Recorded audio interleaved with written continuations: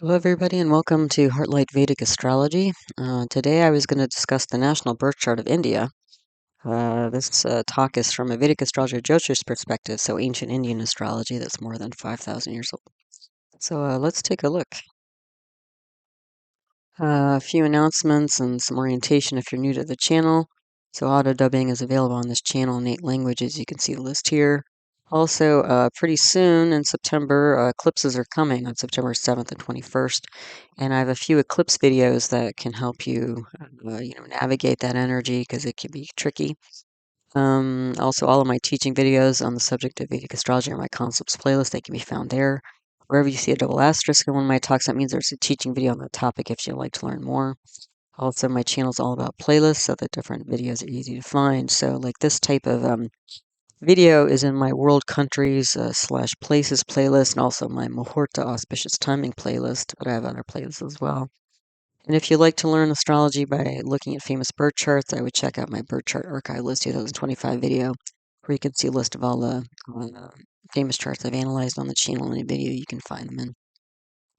So some of the latest videos I posted, in case you missed any, was the birth chart for Bangkok and Thailand, planetary transits or Gochar for August 2025, full moon or Purnima on 9th August 2025, and then Aquarius constellation or Kumbh. And then if you're new to all this and want to get a good foundation in Vedic astrology, to start learning for yourself or to get more out of talks like this, then I would check out these videos I've listed at the bottom of the slide. These are the ones I would start with to really, again, get a good foundation. Okay, so why was I interested in this topic? I found out that apparently um, the birth chart of India, which probably is not too surprising, was actually based on astrology. It was a chosen time. Okay, so I was like, oh well, that's interesting. Like, I'm interested to know like how and why they chose that time if we can get to it.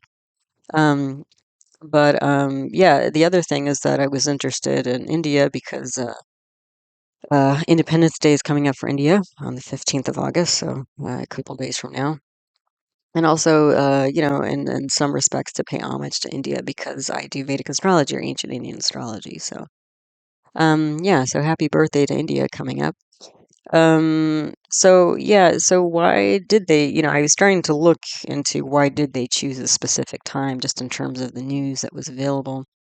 And just so you know, in Vedic astrology, there is a whole subgenre of astrology that's done called muhurta, also known as electional astrology. And this is all about choosing an auspicious time to begin a certain event or, to launch a certain entity and that sort of thing. So the, history at that time, because Independence Day in India was 15th of July, 1947, is that, there's a lot of fighting going on in the country, mostly between religious groups. And also, England was just coming out of World War II, so it didn't have the resources to continue support and administration in India. So the last viceroy of the country was Mountbatten. And what's interesting, so he was sort of in charge of trying to figure out what to do with India, basically, at that time. And what's interesting is that he chose August 15th, it's sort of a strange way. He also participated with the surrender of Japan in World War II. So, and apparently that's the day when the Emperor of Japan announced they would surrender, and then the formal surrender happened a bit later. So, for some reason, I guess he thought, maybe in his own mind, he thought that was an auspicious day or a timely day or something like that. And I guess he was at some sort of conference or something, and people were asking him because this was on the on everybody's minds because there was so much going on in the country and with England and that sort of thing. And so apparently he didn't plan in advance. He just sort of blurted out the day, a day, and it happened to be this day, August 15th. So then what happened is that the Indian Independence Act of 1947 was passed in the UK, and royal assent was given on 18th of July. So, again, just about a month before the 15th of August. And part of this Indian Independence Act basically stated that two new entities were going to be created, India and Pakistan. But the other thing, which I had never heard of, which was kind of interesting actually, was that so there were some parts of India that were designated clearly Indian, and there were some parts that were designated Pakistan. But apparently, most of the land in between those two were 562 princely states. So they were basically managed by different, royal families in India. Okay. So what happened is that apparently this act, when it went into effect, what was going to happen is that princely states could choose on their own, like were they going to, join Pakistan or India. And I think one of the only, if not major, conditions that they had to be contiguous. So they had to be touching the parts that were clearly designated India and, the sort of seed of India and the seed of Pakistan, which I was like, wow, that's interesting. So they kind of made everybody choose. um, which is interesting. Okay. And again, there was some urgency going on here in terms of making this happen or finding out a way to, because there was so much violence going on due to religious differences in the country. And so what happened is that there was sort of a core group of people that were involved with, deciding the exact time on 15th of August or around that time because apparently the first president, what's his name? Rajendra Prasad, was very much into astrology and contacted his friend Surya Narayan Vyas, who was a revolutionary writer astrologer. There was another astrologer involved. You don't hear about him too much, but he was involved. Hardeo Sharma Rivedi. And then, and Rajendra Prasad was the first president of India, and then Jawaharlal Nehru was the first prime minister of India. So those four gentlemen, Vyas, Trivedi, Prasad, and Nehru, basically decided on the fixed time for the charts and beginning of India.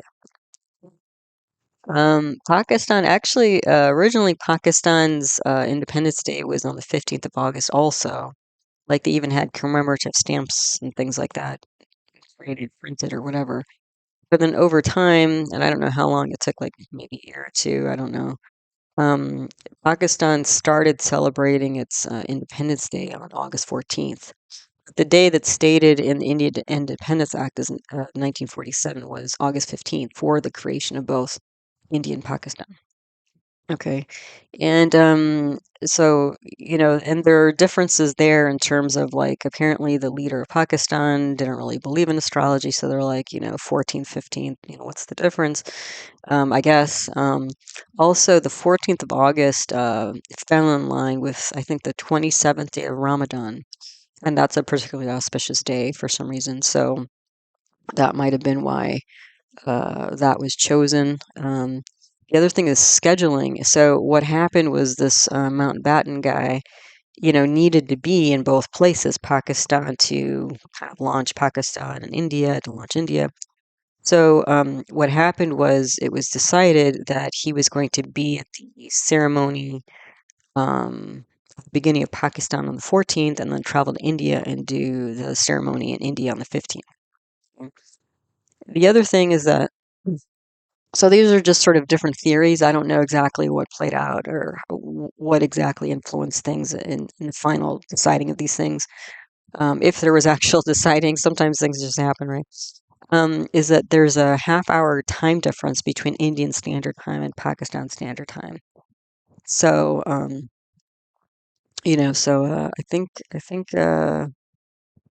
I think India's 30 minutes ahead. I'm not sure. One of them's 30 minutes ahead. But so basically, if Pakistan chose midnight on the 15th, it was actually happening half an hour earlier than India, based on this, time zone difference. So it's sort of interesting. And then the other thing is, I think Pakistan wanted a different day, just symbolically, because this is all about dividing the land and the administration and the two countries and that sort of thing. So anyway, so that's sort of the backstory of why and maybe a little bit how it came to be that India chose the specific time for their birth chart to launch this new independent country.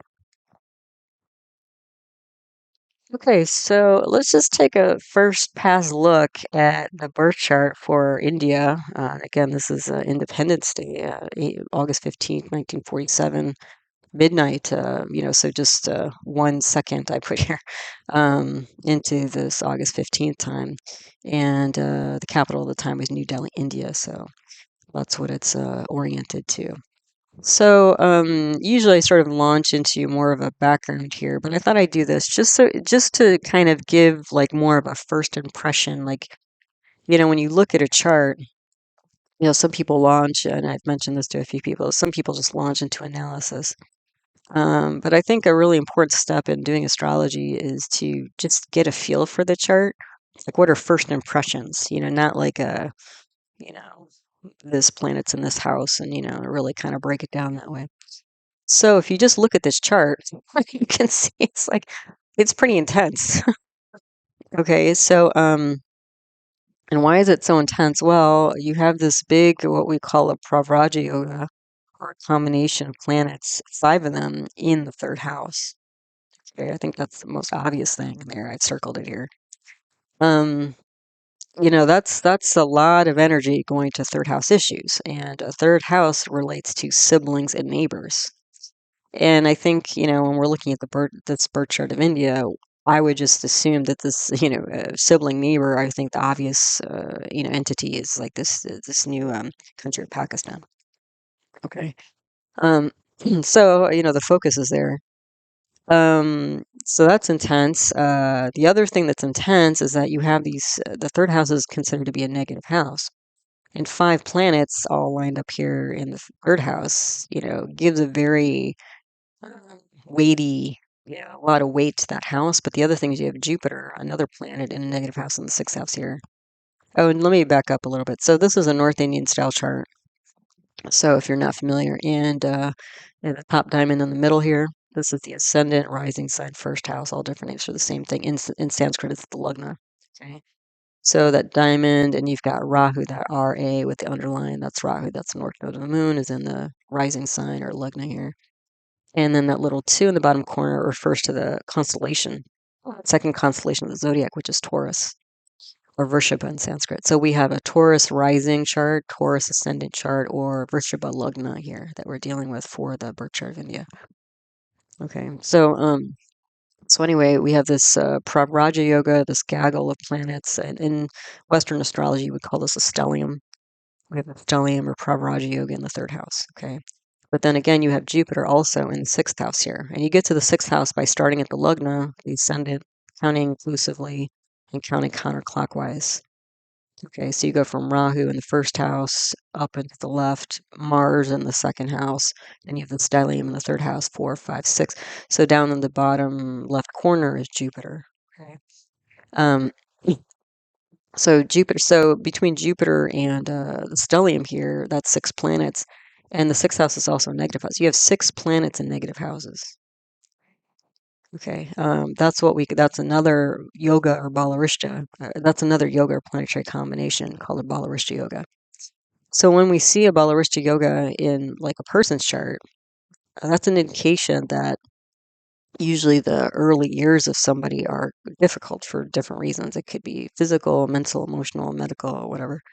Sometimes it's such a strong balarishta that the person or entity doesn't survive. So considering that this was a chosen time, it's already like, wow, like how did this, what's the story here, so yeah, so that's already, already very interesting as an astrologer. Okay, so the lugna here, rising sign is Libra. Oh, sorry. Why did I put Libra? Oh, because it's also ruled by Venus here. It's actually Taurus. I need to change that. Taurus and Vrishaba. Okay. So a Taurus is a fixed earth sign, which is interesting because part of what we're talking about here is literally dividing land. Okay. Now, fixed meaning that that energy is about like not changing. Okay, so I think that can work. I think that was part of what they were choosing here was they were picking a fixed sign because they were looking for stability. at the time and also moving forward. I think the only potential problem, though, is that when you pick a fixed sign, that means things are going to stay. So the good things are going to stay. So the independence and the stability or whatever, but also the negative things might also stay. That makes sense as well. Okay. So the Lugnatia, or the ruling planet for Taurus and this chart, is Venus, because Venus rules Taurus. Okay. Venus is in the stellium of the third house. Okay, so it's got a lot of influences, all these different planets, on it. Venus is combust in this chart. Okay, that's also interesting because that's usually when you're, trying to choose a muhurta or auspicious timing for a really important event like creating a country. Choosing a time when either Jupiter or Venus, the two great natural benefics, are combust is a big no-no. Okay, so that's like also like again, I'm just like, wow, okay, so what's going on here? What's like so we have a combust Venus, and Venus is in a shlesha. A shlesha is a nakshatra. Okay, a nakshatra is a lunar mansion. There are 27 of these. Every night the moon passes through a different one, and each lunar mansion has a different energy associated with it and different symbols and that sort of thing. So Shlesha is symbolized by a snake. So snakes, they get your attention, right? It's like, usually people watch snakes, they're sort of mesmerizing, and snakes do different things. They can bite, they can hiss, they can slither towards you or slither away and hide under a rock or whatever. Um, So there's this sort of like attention grabbing um, aspect to Ashlesha. And when you have natural malefics, and you actually do have natural malefics here in Ashlesha as well, Venus is the natural benefic that's in Ashlesha, but actually Sun and Saturn, two natural malefics, are in Ashlesha as well. You can get the more negative aspects of a snake, like the biting and the hissing and the, fear-provoking, energy. Okay. But Venus is again, uh, a great natural benefic. So, and Venus represents things like diplomacy, and it also represents like social grace. Okay. So, and Ashlesha, besides the sort of negative implications of snakes, it can have a positive implication of like transformation because they shed their skin. So, when you have something like Venus in Ashlesha, there can be this sort of attractive quality, okay, kind of attention grabbing quality. But also, there can be like practical advice regarding healing because snakes are often also symbols of healing, like the two snakes that curl around the what is it, the staff of Mercury Caduceus. I forget the story there, but that's like the symbol of medicine.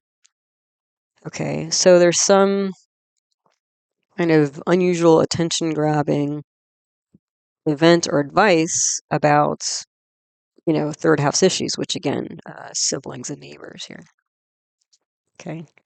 But again, Venus is combust, so you can't see the outer manifestations of things that Venus symbolizes. So Venus symbolizes things like social grace, diplomacy, luxury items, finer things of life, like fine food and travel and pets and all the extra goodies in life, that sort of thing. Also, relationships, loved ones, spouse-like partner, that sort of thing. Okay. So that's also interesting because Venus is the lord of the whole chart. And if the lord of the whole chart is not a planet you could see, so if you're not familiar, combustion means that a planet's so close to the sun, it's eclipsed by the sun. You can't see it with your eyes if you look up into the sky.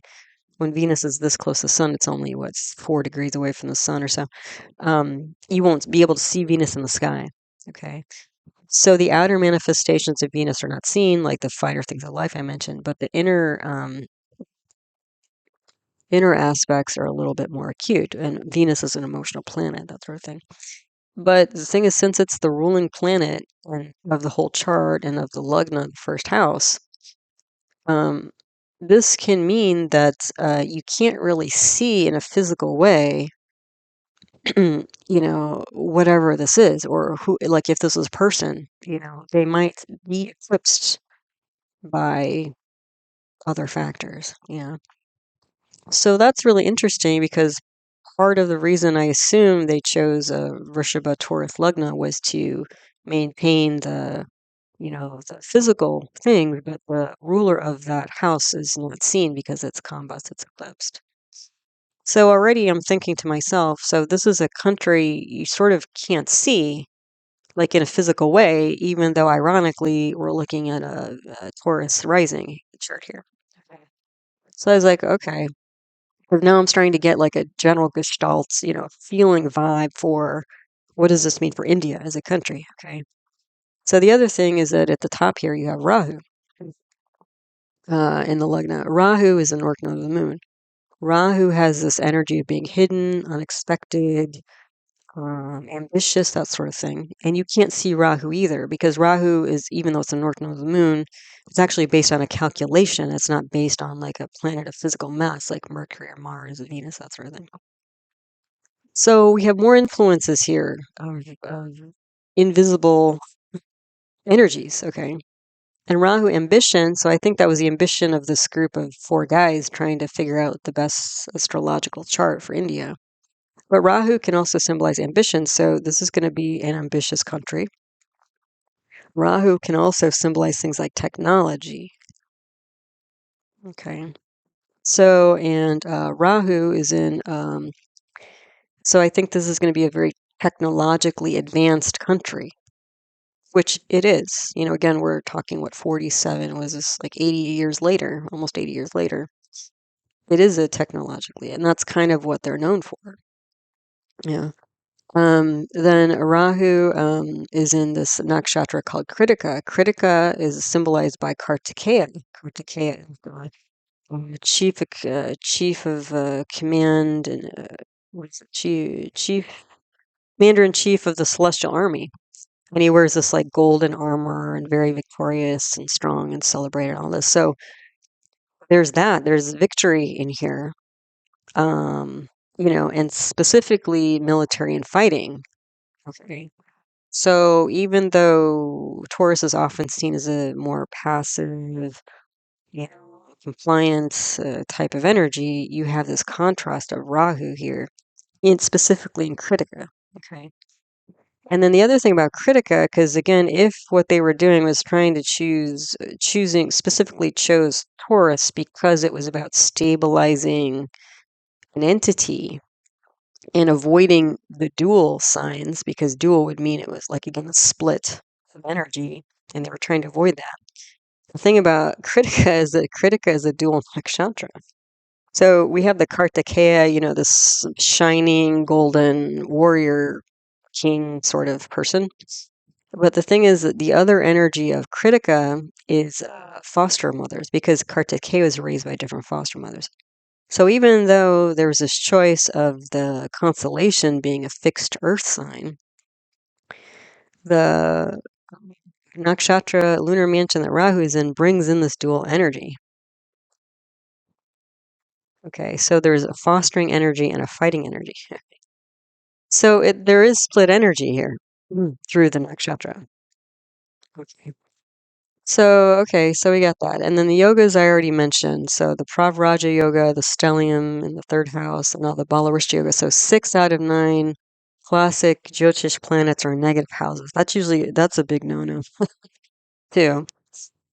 And on top of that, so we've got more, again, that's why this chart, like, I was like, wow, somebody chose this chart. Okay. But again, you have to, and I'll go through this in more detail, is like the time, if you look at the time constraints and where everything was in the sky during this time of like the 14th, 15th of August, you'll start to understand why this was actually the best choice.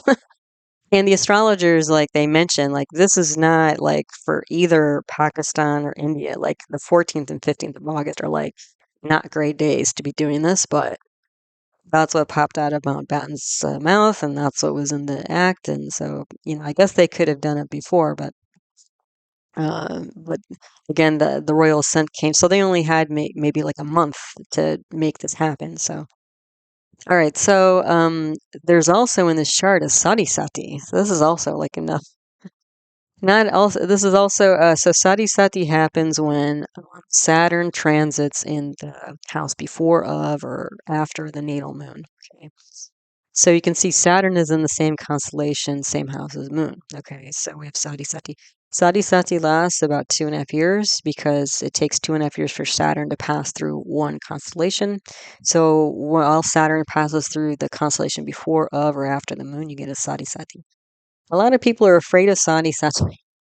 Um, I'm just laughing. I'm sort of laughing, not because this is like I'm just sort of shocked at like how many obstacles, and like usually again most of these things are big no-nos when you're choosing an auspicious date, but like that's the best that they could do. So I was like, wow, okay, let's, and when I go through it, you'll see that this was actually probably the best chart I could come up with given the time constraint.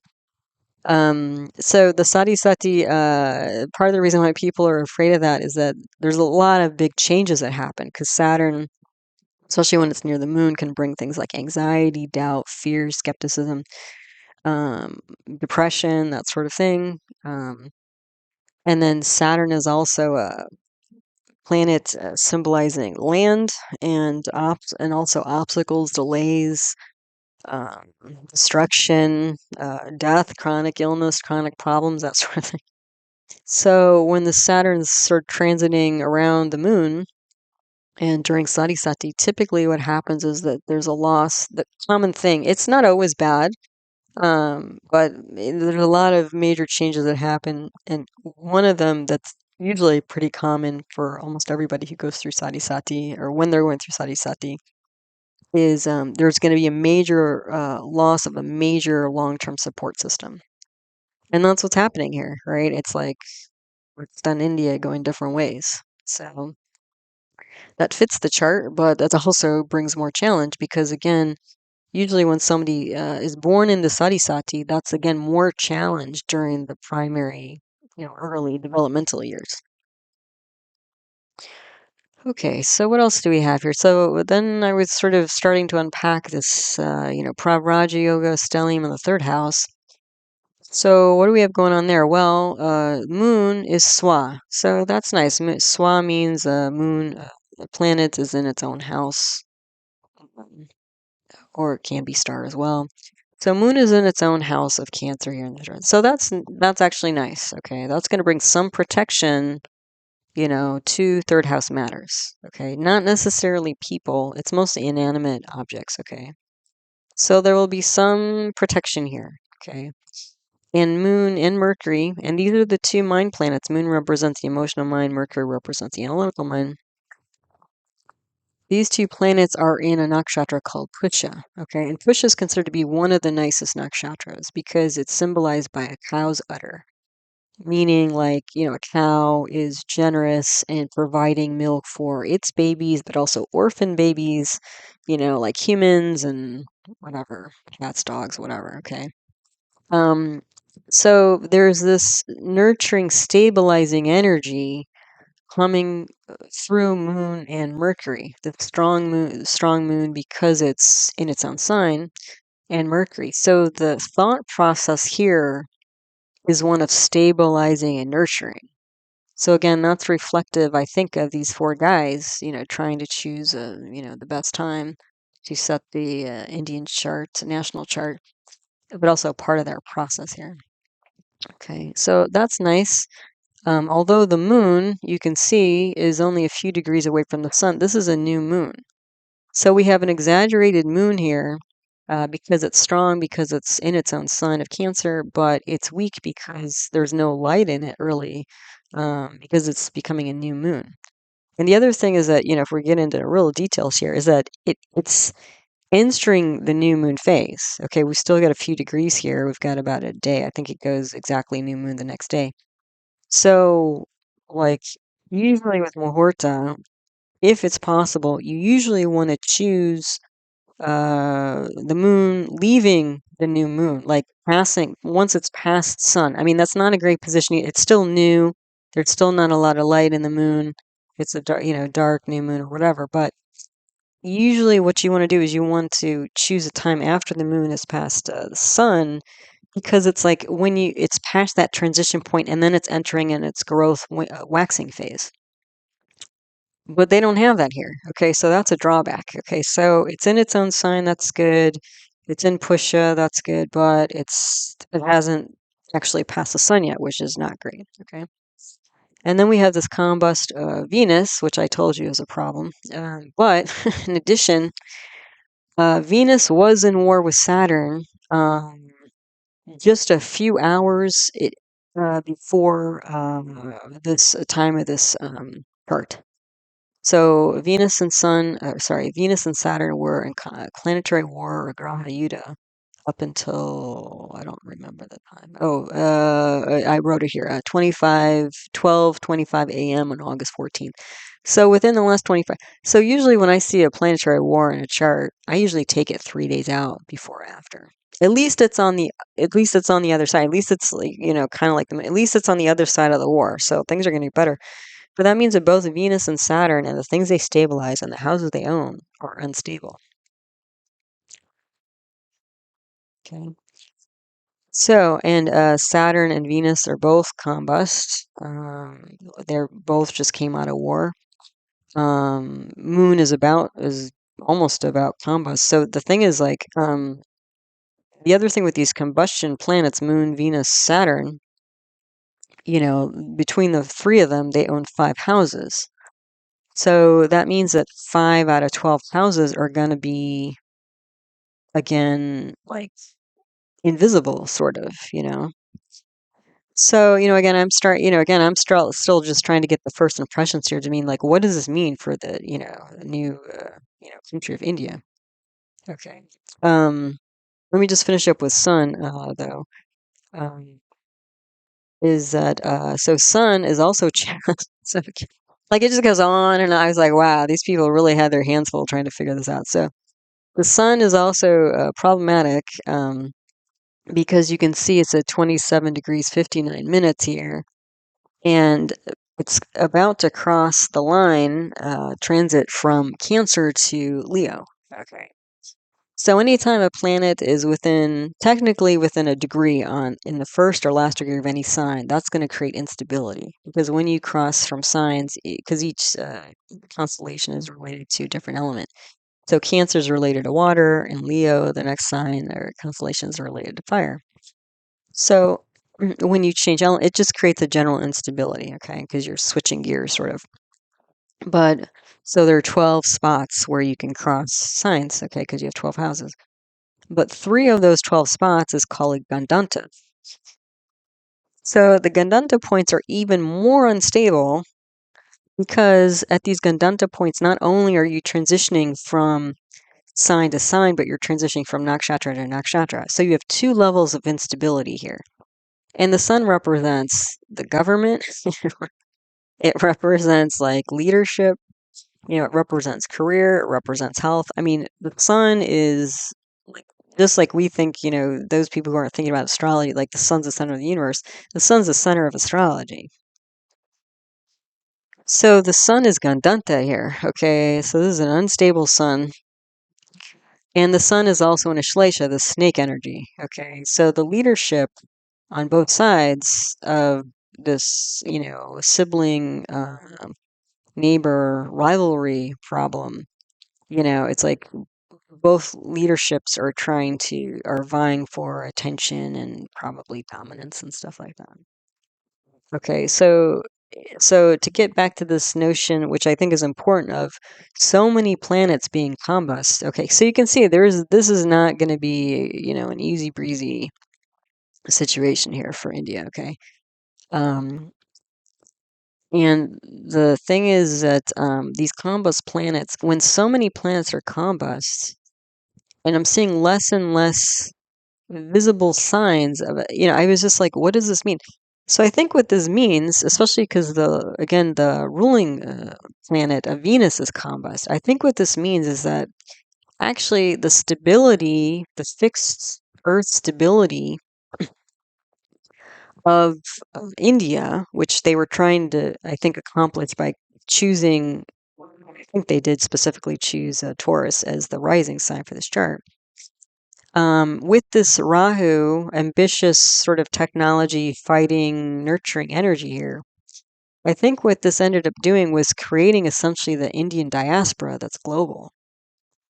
I think what this chart did was it created like, I know some of my Indian friends, they sort of joke, it's like, I mean, they're Indians all over the world, Um, and it's this sort of, and the third house also represents, you said siblings and neighbors, it represents writing, like, or nonverbal communication. So it's almost like what this is really doing is it's sort of um, creating a boundless state of Indians. Like it's really, what I saw here is like this is creating like an Indian diaspora around the world that's, based on like technology and things like that. Like it's like part of it, I think, is the big social network of India that's global, essentially. Whether it's friends and family, I mean, people are, usually Indian folks, they're pretty tight with people. Like whether they're in London or Canada or India, it almost sort of doesn't matter because the real bond of Indians, I think, is like the social, the socialness, the relationships and stuff like that. So maybe technically and legally, the boundaries of India are, north, east, southwest, blah, blah, blah. But I think the real country of India is basically transcending the physicalness into this worldwide global diaspora. The other thing is that, again, with this Rahu, and Kritika and that sort of thing, so again, technology based and stuff like that. The other thing is you have Mars in the second house.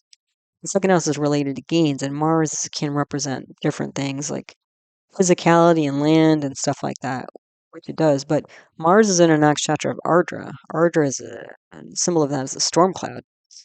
And related to storm cloud is like electricity, wind, and all this sort of thing, right? Like things that are related to a storm.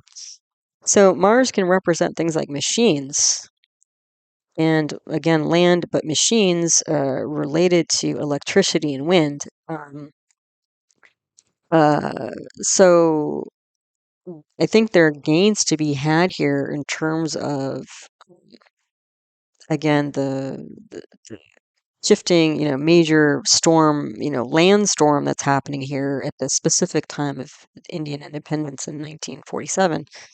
But over time, I think gains are going to be had by India through electronic machines and like electrical power and wind power and things like that. And what's also interesting is, at least in the U.S. news currently, is that India is sort of in the American news because of the tariffs that are being imposed by the U.S. president.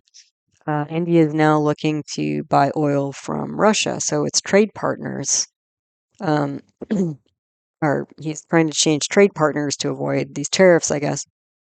Um, but I think ultimately what's going to happen here is that there's going to be a big shift in India to transition to again electrical and wind power and things like this. Because also there are going to be gains to be had when India modernizes in those sorts of ways. The other thing is Mars is the ruler of the what is it? The 12th house of losses and expenditures, but also in international trade. And Mars is the ruler of the seventh house of independent business and partnerships.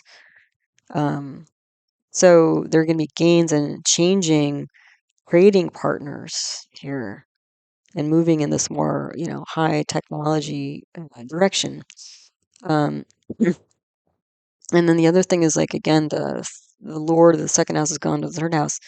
This could also be like the development, especially over the last few decades, of India becoming like this sort of outsourcing place of like IT technology, but also like call centers and things like that.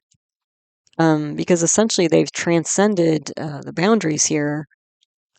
Because again, like the 10th house is work, 9 to 5 work, and the lord of the 10th house is Saturn, which is combat. So this is a work you can't see in the physical, tangible world. So again, it's like they basically have transcended the boundaries of the physical land that is technically India, is what I'm seeing here. Okay, the other thing about Mars, part of the reason why I'm talking about Mars is, I'm sort of, following the flow here, is that actually right now India is about to enter its Mars Mahadasha or planetary period, which I'll talk about. Okay, so especially this Mars in Ardra is going to be a big deal. moving forward. And it is actually already part of why these things are stirring up, like in terms of international trade. And, again, oil, what is that? That's basically like splitting of the land, like that, drilling into the land. And, oil is basically old, vegetable, animal matter and stuff like that that's decayed. I mean, it's like it's extracting things from the land, And so, yeah. So anyway, that's also why. But the thing is, that even though India hasn't officially gotten into its Mars period yet, there's always an overlap. It's not like a hard start or hard stop. But we're only about a month away for India to enter its Mars Mahadasha or planetary period. Okay, so you see what we're dealing with. And I haven't even like really gotten into it, but that was just the first impressions without getting into much detail. But yeah, still, I've already talked for quite a long time, so you can see there's a lot to unpack just by doing a first pass impression. Okay, so let's see. Okay, so specifically about the astrological timing challenge. Okay, so let's get into the really nitty-gritty details here for those who are interested. So again, this is muhurta or astrological, auspicious timing or electional astrology, they call it. So I have set up here at the top this graphic for August 14th, August 15th, split in the middle here. And each little column here is about a 2-hour spread because that's about as, that's all I could kind of fit on the slide. And then in the middle here, you can see there's this sort of pink, purple arrow or whatever. That's for a potentially positive, that's when things are a little bit better. And then the yellow arrow is when things are not so great. And you can see this little tiny, right in the middle, like this little tiny green, I don't know, diamond. That's basically the opening period between the positive time and the negative time. And this little green arrow, a double-sided arrow or diamond, is basically, I think, the time slot that they were essentially working with. Okay, and this little green diamond includes the midnight period, which is when they chose to set the time of the chart.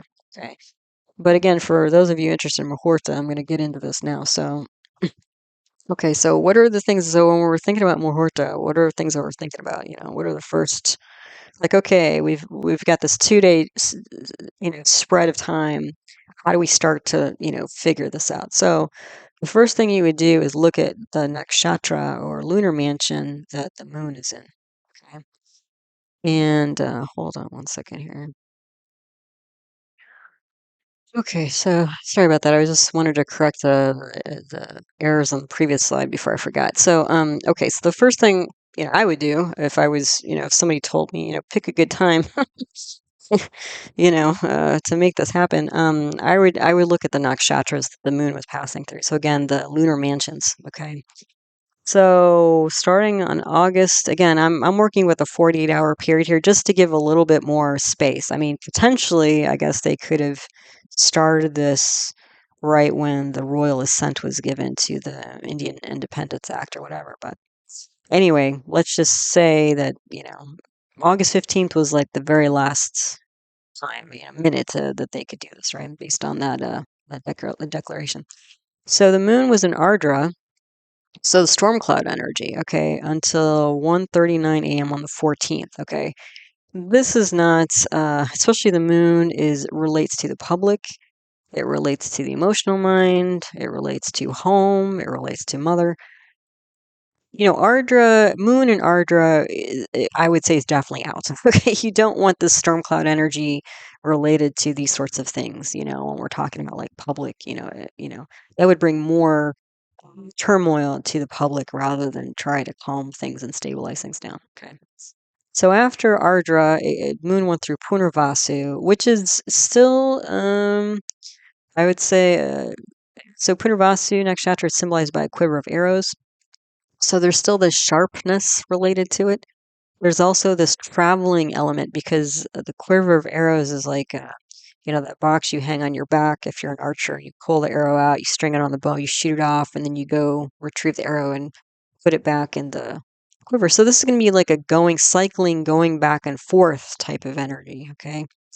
Which is probably still, I would say, is probably better than Ardra, but still not very settled, It's still not very, there's a sharpness to it and a going back and forth energy. Because again, this is half of Punarvasu is in Gemini, which is a dual air sign, so there can be a lot of thoughts.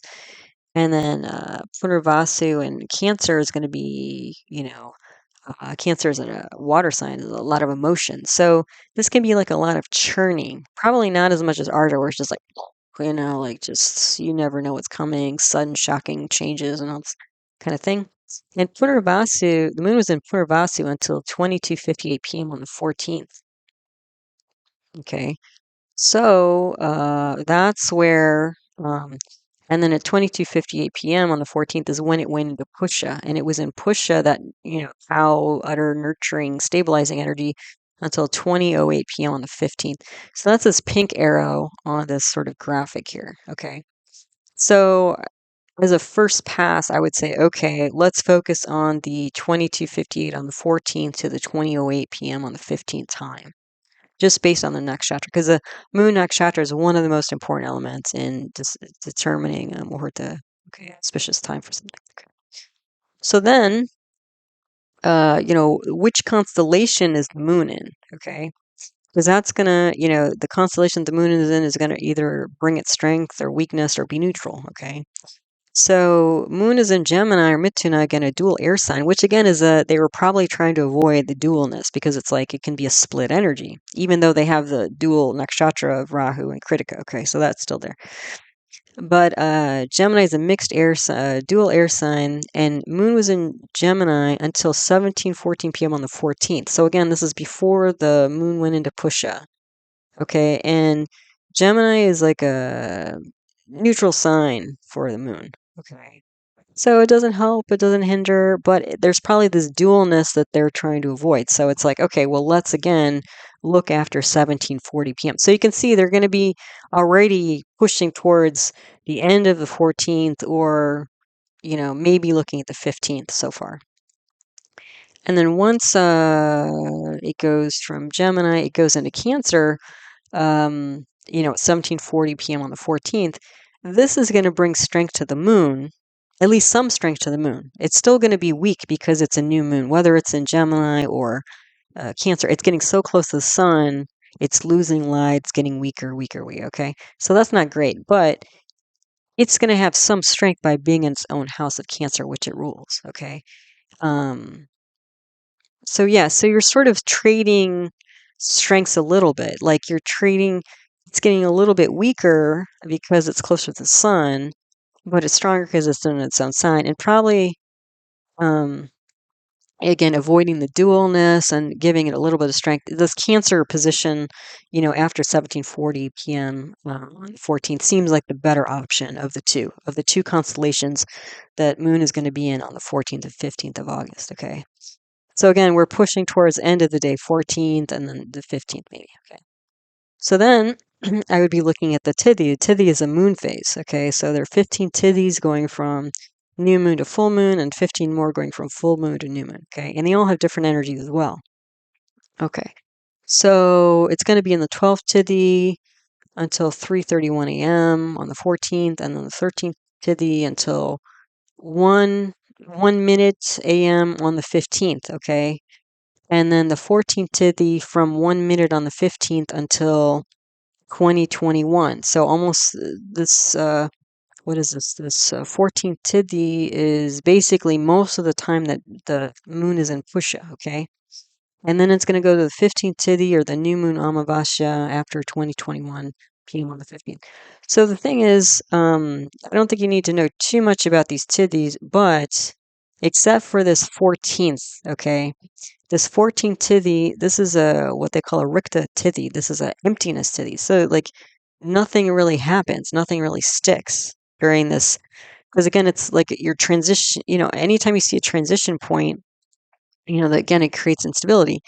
And so this 14th tithi is happening from 1 minute on the, 12:01 a.m. on the 15th until 2020.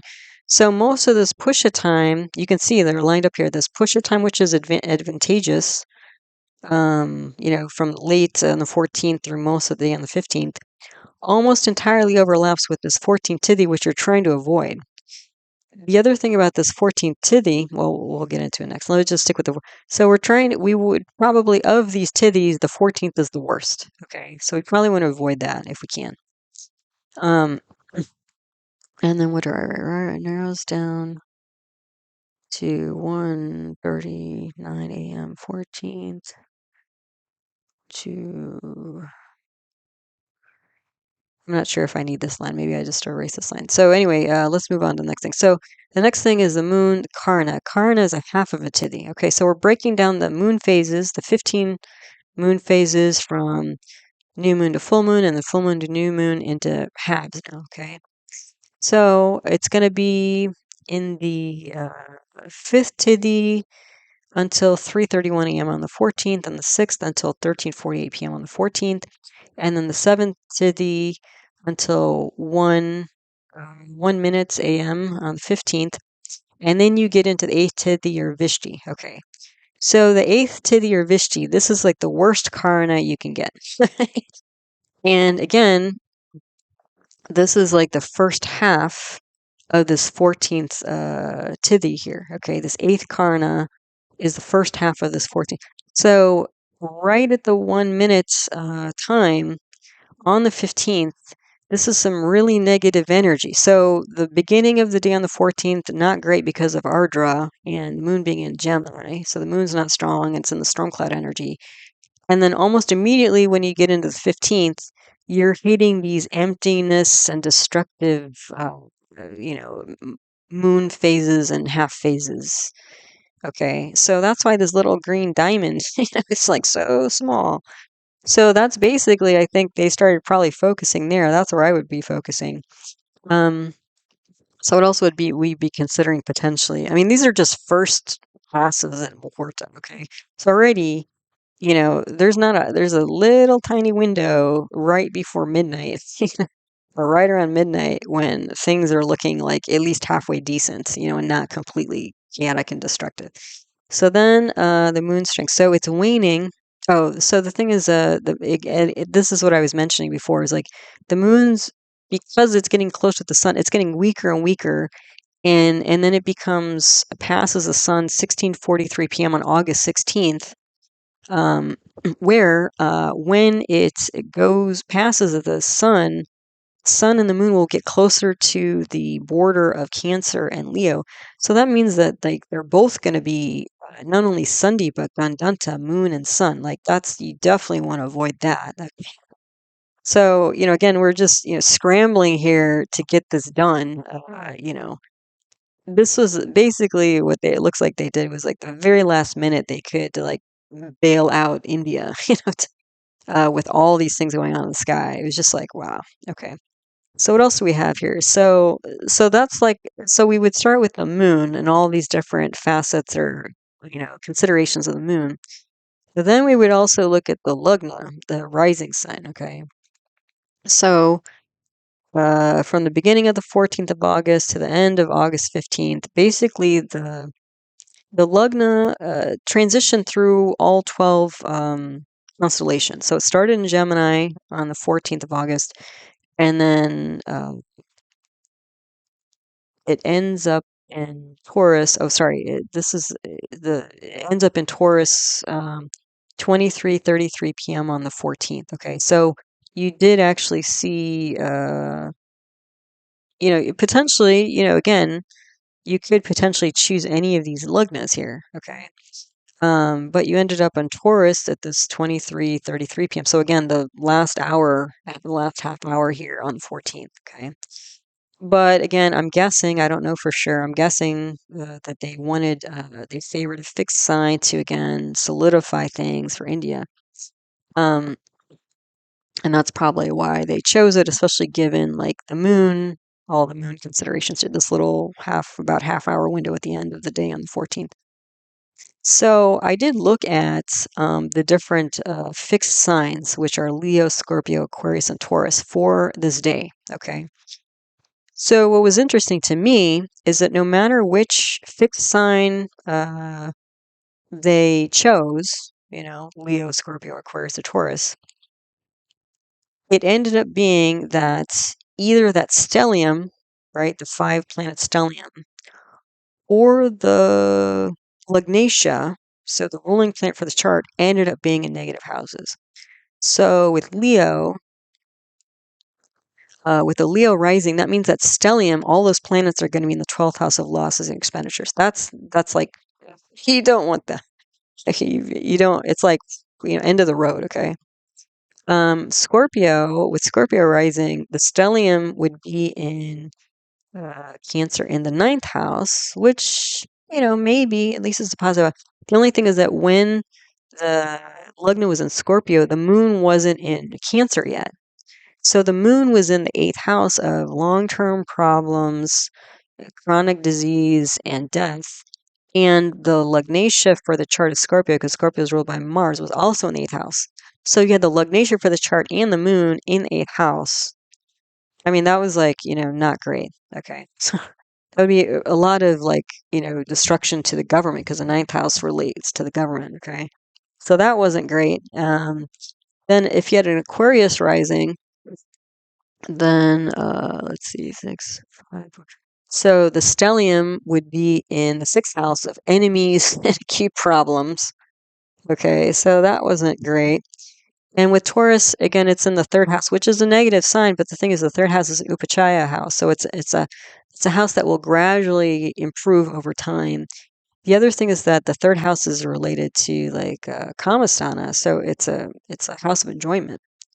You know, so I think of these fixed signs that lugnas that they had available to them, before they hit this 14th tithi Vishti time, basically the first minute on the 15th. Probably Taurus was the best option, which again they chose Taurus. So that's the Lugna constellation. What about the Lugna nakshatra? Well, let's see.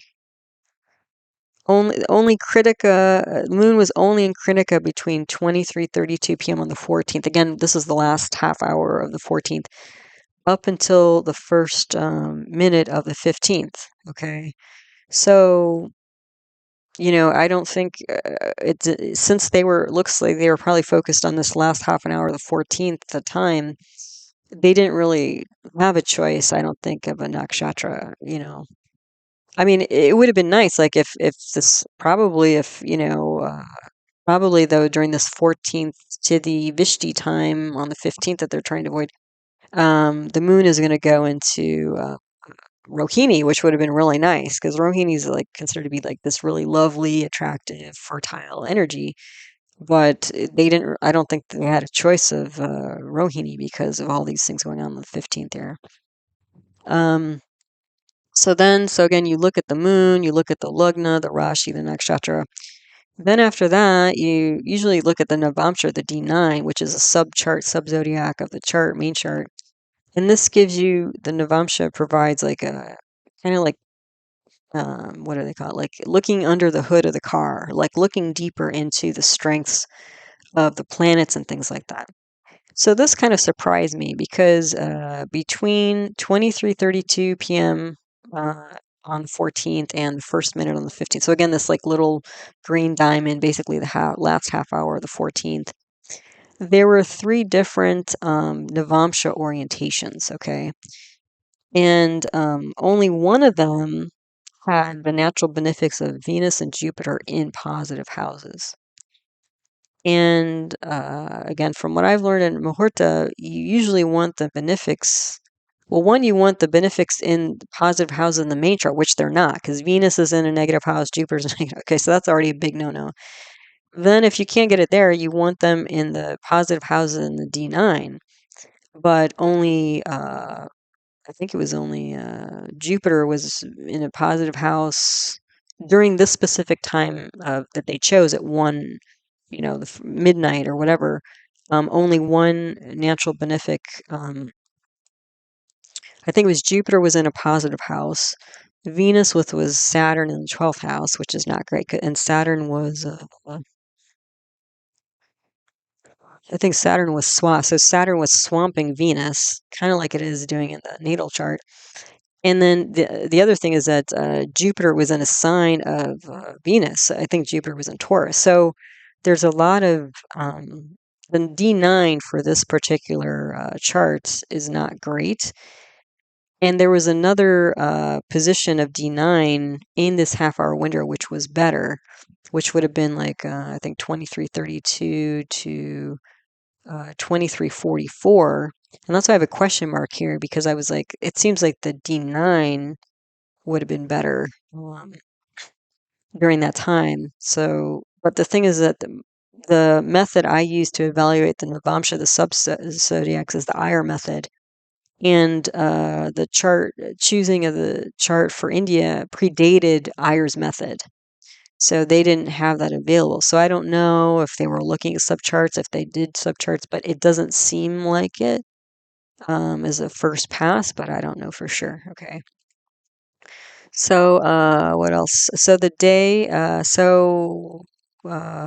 basically they had a choice of Mercury or Jupiter. If we're looking at this again, the 14th or beginning of the 15th. Uh, yeah, and then so Jupiter basically it was basically Thursday from 5:50 a.m. on the 14th until I don't know what time, about that same time on the 15th. And again, sunrise on the 15th would have given Venus, but we're because of this 14th tithi Vishti time, they were trying to avoid basically, and the early time of the 14th was challenging. So it looks like, it was basically going to be Jupiter, which is nice. That brings a balance, equality, fairness, legality, that sort of thing. So at least it's a positive planet. It's a natural benefic planet, so that's good. Mercury's more mixed. Again, it's a dual sign or dual planet there. So Mercury Day or Wednesday is going to be a mixed type of energy. So at least it was nice. They had the day of Jupiter that this happened on. But again, this is like, a lesser consideration to the moon, the considerations of the moon and the lugna, and that sort of thing. Um, but again, we also have this Venus combus, which is also usually a big no-no when you're choosing an auspicious date for something as big as like, starting a new country or two new countries. And then the other thing is that Mercury was going to go combust. It was about to go combust at 9:34 a.m. on the 15th. So that would mean, again, once you start sliding not too far into August 15th here, the moon's going to get combust because it's getting close to the sun. Mercury's getting combust because it's getting closer to the sun. And then Venus and Saturn are already combust. You're going to have 4 planets combust. So you can see, and then again, it's going to get even more and more like intangible here. You're going to lose more and more like physicality here. And you've already got the stellium, Balarishta, you know what I mean? Like this is like yeah, like probably, nail biting, type of effort here to try to make sure that India actually became an entity and survived with all these different considerations and challenges going on here. Yeah. Okay, so let's look at the chart now. So now I'm going to look at the chart in kind of the usual way I do, and then I'll get into subcharts and that sort of thing. But again, you've already seen the chart here, 15th August 1947. Again, the very midnight here in New Delhi, India. So the day lord Jupiter I mentioned, the Hara lord is Mercury. Okay, and Mercury is in Pusha, so again, that's stabilizing energy, and it's like thoughts and communication. And Jupiter is their nakshatra of Vishaka. Vishaka is a victory nakshatra, but it's victory at all costs. And Jupiter represents things like spirituality.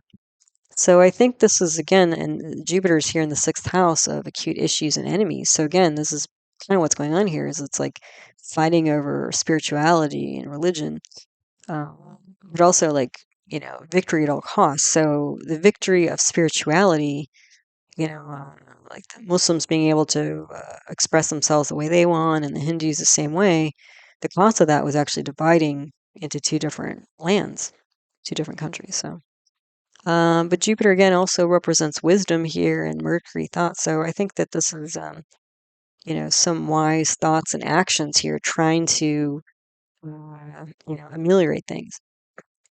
Even though it was, a harsh decision, really, with long-term consequences, like maybe that was really what was best in the end, because everybody was really going at it. The birth dasha for this 15th August 1947 time, and the dasha period again is a planetary period. So during the dasha period, these planets are going to be more active or influential. You can kind of think of it that way. So we have Saturn, Ketu, Venus. So again, Saturn and Venus are invisible because of combust, and Ketu is also invisible because of the south node of the moon. It's a calculation. Saturn represents things like delays, obstacles, chronic problems, religion, land, and Venus represents people, relationships, diplomacy, and that sort of thing.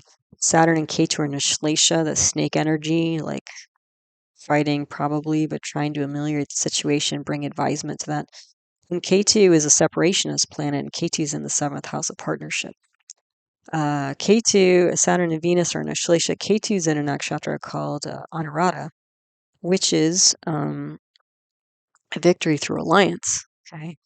The thing about Ketu, though, is it creates this unexpected twist. So when I see Ketu here, what I'm saying is that the agreement, the alliance, was to divide things. Like it was like agreeing to disagree type of energy is what I'm seeing here.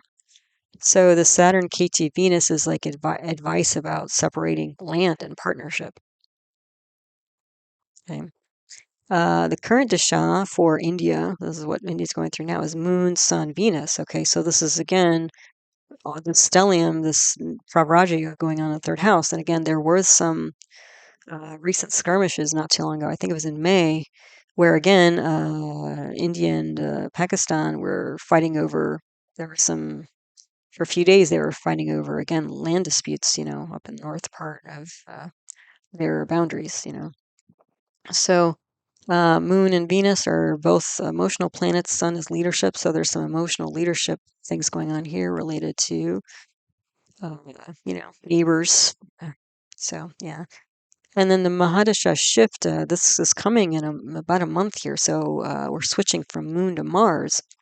So we're going from this emotional energy, nurturing energy, to Mars again on September 10th, 2025. So again, there may be more aggression coming through. And Mars is also in the second house of oral communication, families, inner circles. So Mars can represent fighting, literally, military. And again, it's in this ardor energy. So there's going to be some storminess going on here. And Mars is aspecting the eighth house of deep psychology. So not only is there going to be probably tougher talk coming from India, but, kind of more aggressive thoughts. But the thing is, Mars is in a dual air sign, aspecting a dual fire sign in the eighth house. So this is going to be like, um, sort of duking it out in words and actions. So the Lugna Nakshatra Kritika I've been mentioning, again, fighting, nurturing dual energy. Moon Nakshatra, it's a new moon, but Swan, Pusha, so a mixed, exaggerated moon and Pusha nurturing energy here, especially since the moon itself represents nurturing. Then the Sun Nakshatra is in Ashlesha, so this is attention towards leadership here. And is this, even though I was kind of chose this chart to look at because of the anniversary of the Independence Day of India, is there any relationship to the current sky pattern? Well, yeah, actually, we have a bunch of planets transiting through Cancer. Currently, we have Sun and Mercury there. Venus will be there next week, and also Sun is transiting out of here in the next week as well. So Sun is going into Gandanta position. Venus is moving in. We are, I believe, yeah, we're going to have a. Are we gonna get the new moon? I think we're gonna get the I think we're gonna get the new moon. When is the new moon gonna be? The moon is traveling through here soon because it's currently in what is it, Aries now? Yeah. So anyway, we have a bunch of basically Moon, Mercury, Venus, Sun are all transiting through Cancer now or in the next week or two. Yeah, so we've got a lot of planets traveling through Cancer. Gandanta Sun, and Jupiter is in a different sign, but Jupiter's in Gemini right now, which is an air sign. So Jupiter's aspecting all the air signs. So this is a lot of thoughts and words, related to Jupiterian things. So spirituality and education and news and law as well. Okay, so there's probably going to be a lot of debating going on. Okay, so all right, so the lugna I basically talked about. It's Taurus, Vrishabha lugna, fixed earth sign. So Shtir, Prithvi, Rahu's there in Kritika. And so this is going to be an ambitious, unusual, you know, again, kind of hidden, unexpected type of energy, maybe involving writing, because Kritika can be related to writing. But I would think writing related to technological things like maybe coding, coding, that sort of thing. And also ambition related to a physical self. Okay. And that's essentially what was happening here with the division of land. The Lugnesh is a compass, Venus and a Shlesha. We talked about that. It's gone to the third house, which is an enjoyment house. So again, there's some sort of like, this is a non-physical entity, which seems, again, odd, but kind of makes sense. It's attractive, appealing, also practical. Those are all energies related to Taurus. But again, technology, writing code, like IT. This is where I was picking up this, like, you know, these sorts of intangible sorts of things. And the other thing is like, I think this also, now that I think about it, this could also be ambition. Like a lot of CEOs for technology companies are Indian, right? Like I think Google and I don't know. Well, I don't keep track of that, but I think it's some of the major technology companies in the world are headed by Indians, right?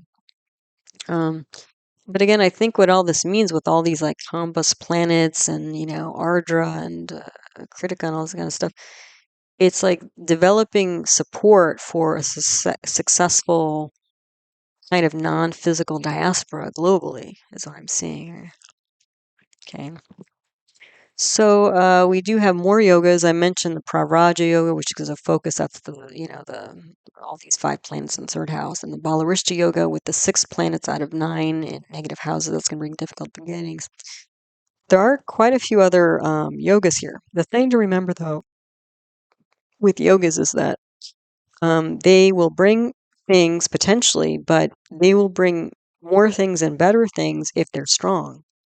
And again, most of these planets are combust. So they're going to bring strength through like non-tangible means, like having this like invisible but technological, network around the world, that you can tap into. Like I was sort of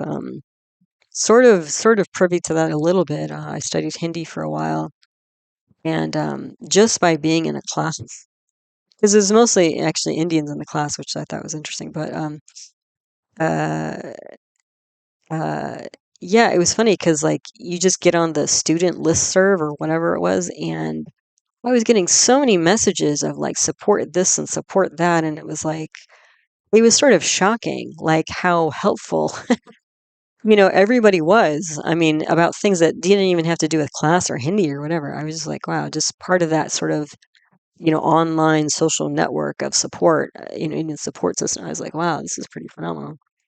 So I think I got a little glimpse of it when I was studying Hindi, but yeah. So but difficult beginnings here. But again, so and again, Moon is almost combust, Venus is combust, Saturn is combust. So again, it's like this solid, tangible, emotional entity that again I think transcends the physical boundaries of the country. So but the other yoga, so again, even though I have all these yogas and some of them seem really great, again I would think especially when you consider the planets that are involved here, most of the planets involved in these yogas are kamba. So again, they're going to be more internal qualities more than external. So there's a kahala sarpa yoga here. That's all the planets on one side of the Rahu Ketu axis. That's going to bring ambitious and unusual kind of energy. So yeah, okay. Then we have a mangalik kuja dosha here. It's Mars in the second house. That's going to bring trouble with relationships. Okay, and clearly that's what this whole chart was about, or this whole decision was about. We have a budhaditya yoga here, so that's going to bring intelligence, especially related to calculations. And this is in the third house of like technology as well. So yeah.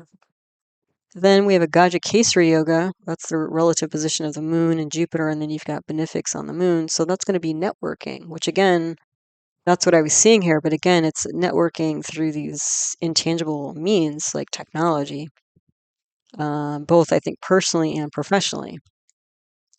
Then we have a Papavashi solar yoga here. That's the Mars on the 12th house from the sun. Well, there can be dishonesty, harsh speech, and shady associates associated here. Okay. I think what this refers to, though, is that I think this is all this like harsh talk going on, in public and family. I mean, this whole thing was not only splitting up, the land into two countries, but it was splitting up families and stuff like that. And so, there was just so much fighting going on at the time. I think that's what this was picking up here. Then we have an Anafa lunar yoga here. This will bring some power. This moon, this Mars 12th house from the moon. And then we have a Parvata yoga. So that's the Lagnatia is Venus, and the disposer landlord of Venus is strong because we have a swan moon here. That's going to create strength, leadership, wealth, happiness, and also acts that are long serving to others. So, that's kind of nice. We also have a kahala 2A and 2B yoga here. That is, what is that? That is what is it? The Sun and Saturn combination here is the fourth and 10th house lords. They're together there. And what was the other one there? Also, the fourth lord is 4 houses away from Jupiter. So yeah, we've got both Kahala, 2A and 2B. This will bring energy, but also like again, leadership, lord of a few villages. And it was so interesting because I was like, few villages, that's sort of like this princely states type of energy, the 556 states or whatever that basically were on their own to choose. They weren't allowed to do their own thing. So they either had to choose Pakistan or India. And that's how, so I was like, wow, that was kind of interesting that happened like that.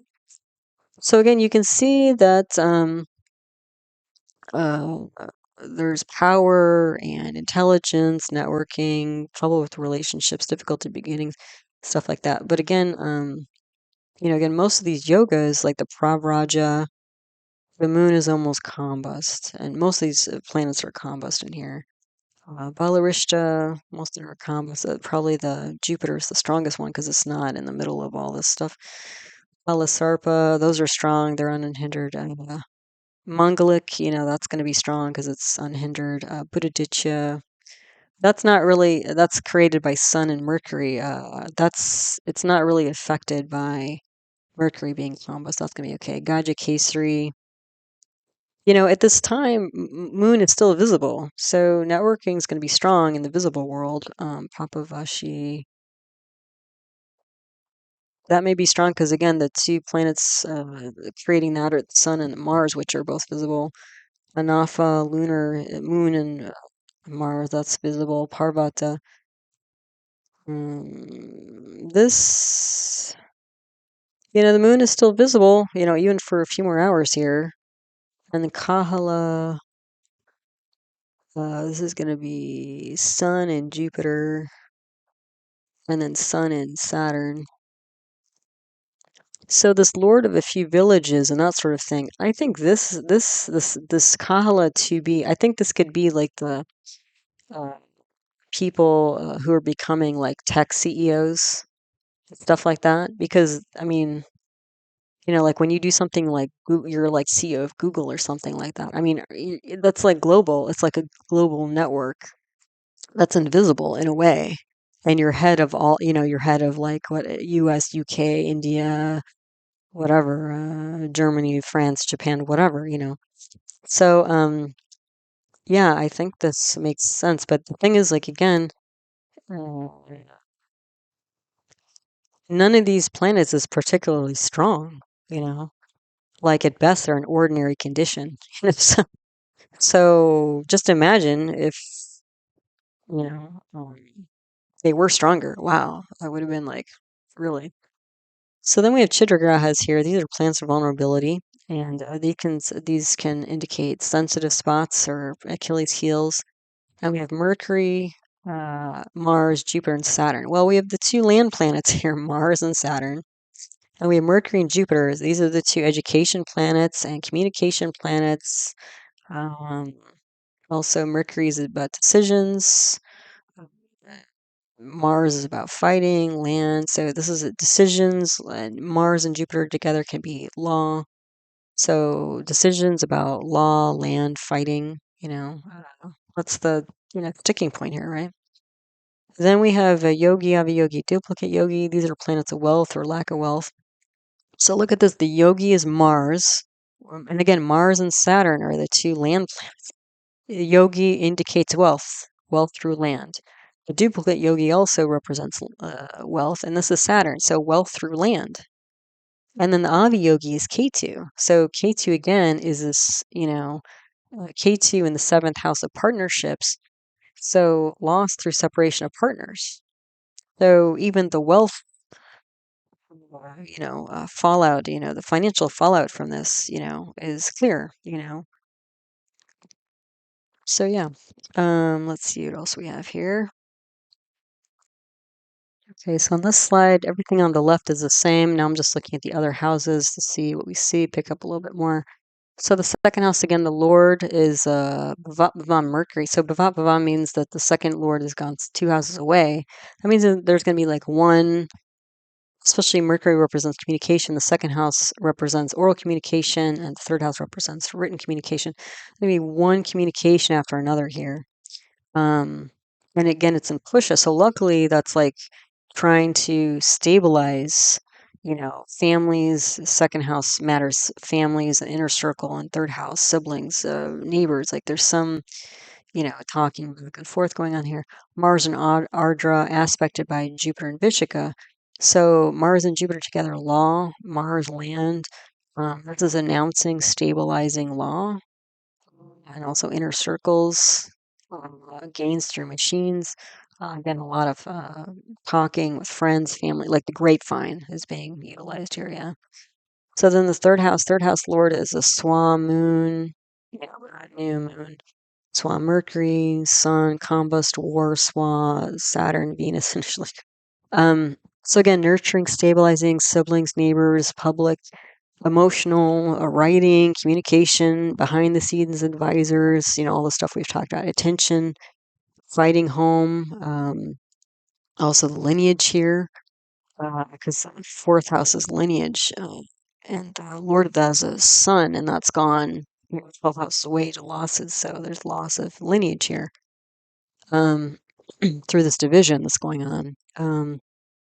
Fighting loved ones, fighting for identity, fighting in a physical way, government, children. So basically, this whole stellium is drawing like whatever, because these five planets here represents, what's it, 2, 6, 7, 8 out of 12 houses. So the energy from the houses that they own are all going to go into this third house. So 8 out of 12 houses. So basically, this huge focus on figuring this out with, again, siblings, neighbors, i.e., Pakistan. Yeah. There is a little bit more strength to Mercury and Saturn because there's a parivartana exchange of taras or stars, because Mercury is in a star of Saturn and Saturn's in a star of Mercury. So you can kind of see Mercury and Saturn as swa a little bit. So that's going to bring a little bit more strength to Mercury and Saturn. So again, it's like there's some good things coming out of this. and some strength. Like again, there's like again, this looked like just a matter of self-preservation, really. Um, and then the fourth house here, fourth house lord is sun. It's gone 12 houses away. So there's a loss of lineage, home, property. That's all true. Fifth house lord is Mercury. It's aspected by Saturn and Mars. The fifth house is advisement, and Saturn and Mars are two engineering planets, and also land planets. So engineering, advising, and it's all happening in Virgo, a dual Earth sign. So engineering, advising, dividing of land, and fighting about it. Like it's all there. Sixth house lord is Venus. There's a Swa, Jupiter through Tara, again star, and that's in Vishaka. So this is a success handling long-term issues related to law, speech, spiritual group at all costs, because Jupiter is the lord of the eighth house here, long-term problems.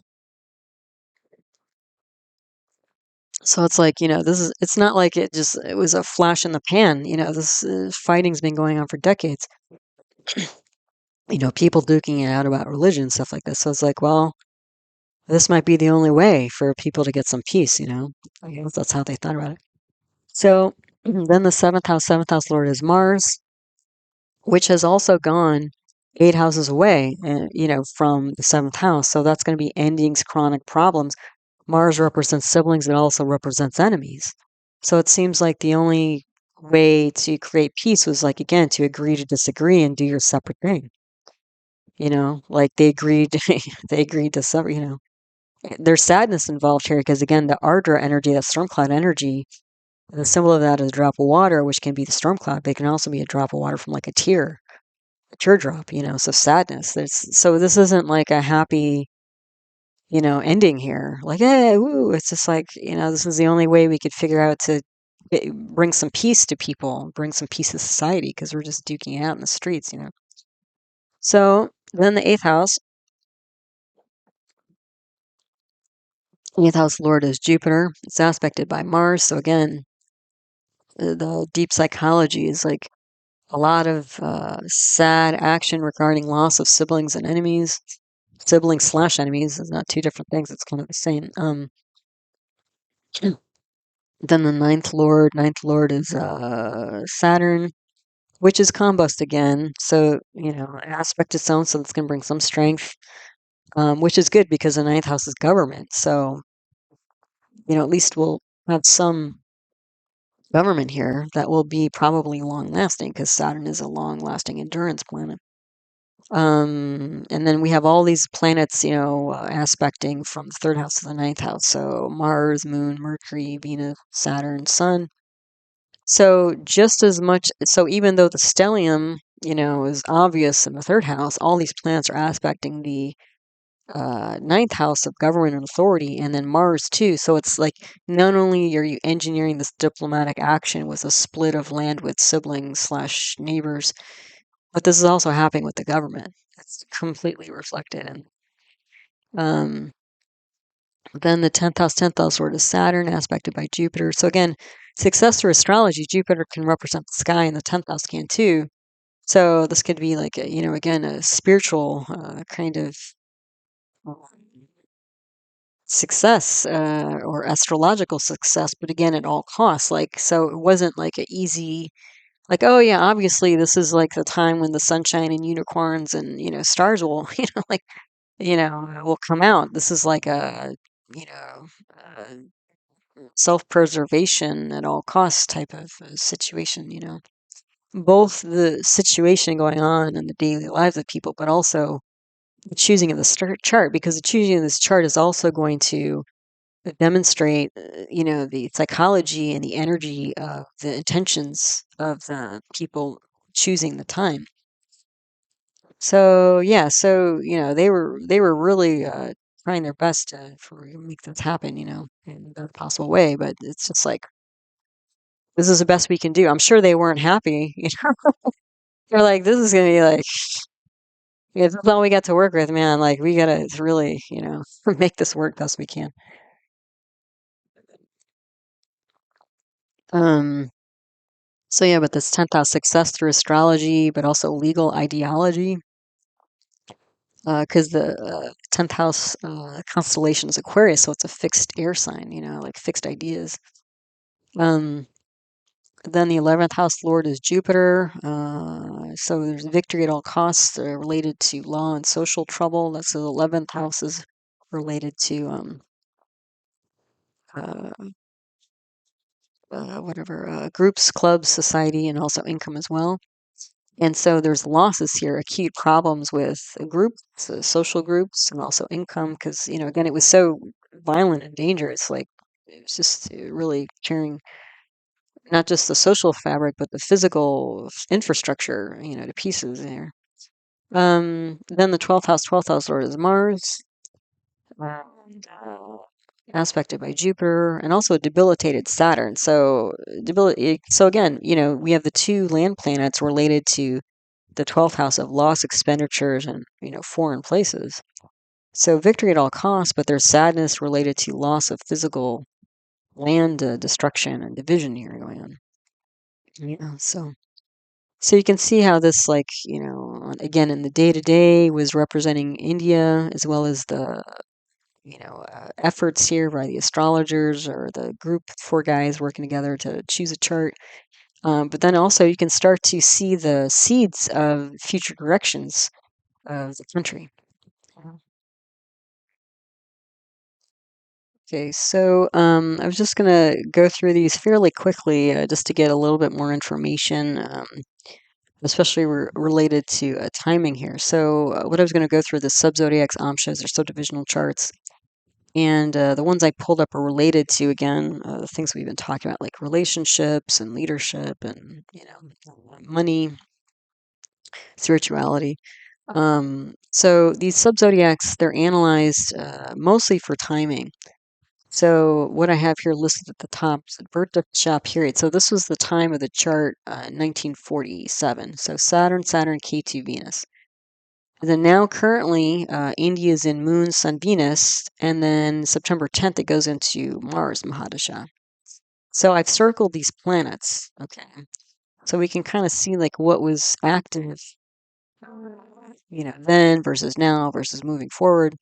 And again, when you see like these charts and stuff like that, I think you'll see that um, it's like what I was talking about is like I don't think they were doing Amsha analysis as part of their choosing of the charts. I don't think that was part of their process, is what I'm seeing here, because there was a lot of challenge in these subcharts here. So let's just see what we see, check it out anyway. So on this slide, we have basically power, leadership, reputation. So the Dashamsha D10 for Korean reputation, and Ekadamsha D11 for income, public support, and elections. So again, the way you derive these charts is you slice and dice the main chart into smaller pieces and you create these subcharts.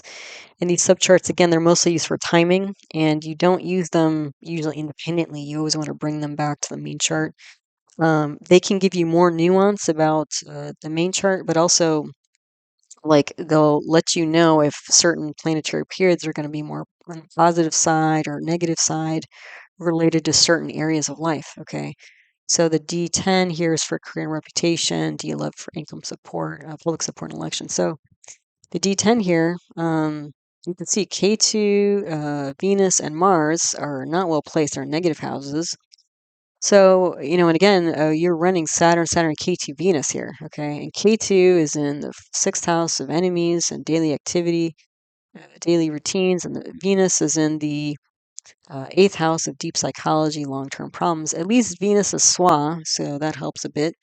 The eighth house also relates to changes, okay? So there's probably some good advice related to change. But you can see that Mars and Saturn, so again, Saturn was the main Mahadasha, beginning of the birth chart, and we're moving into Mars. You can see Mars and Saturn are both aspecting the ninth house of government and authority. They're also both aspecting the lugna here of,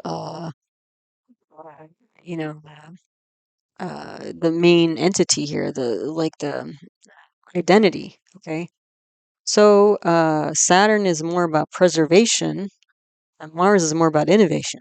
So And together they bring engineering. Okay. So at the time of 1947, this is more about preserving government's leadership and identity, and now it's about innovating.